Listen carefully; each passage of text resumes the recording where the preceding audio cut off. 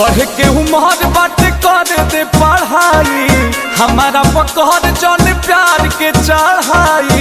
हट ना होने रे, बढ़ के उम्र बात कर दे पढ़ाई, हमारा पकड़ जन प्यार के चढ़ाई। हमके बिगड़ बेटे कारी करे जा सुना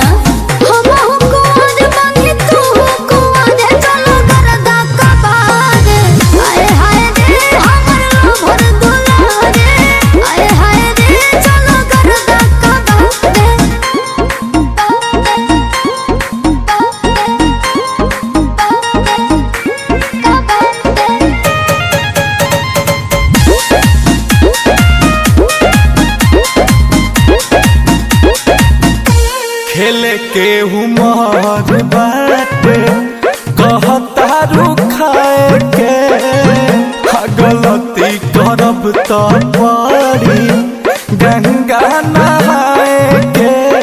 बात के बुझो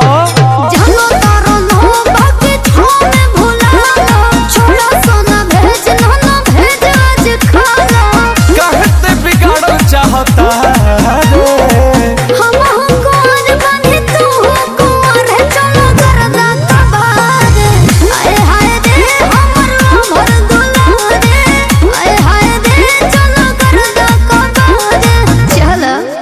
करे जा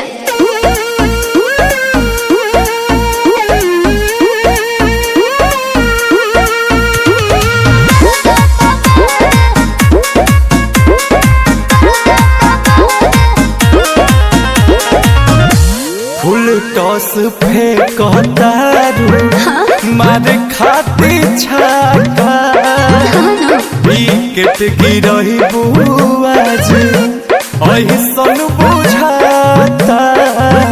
अरे ना हो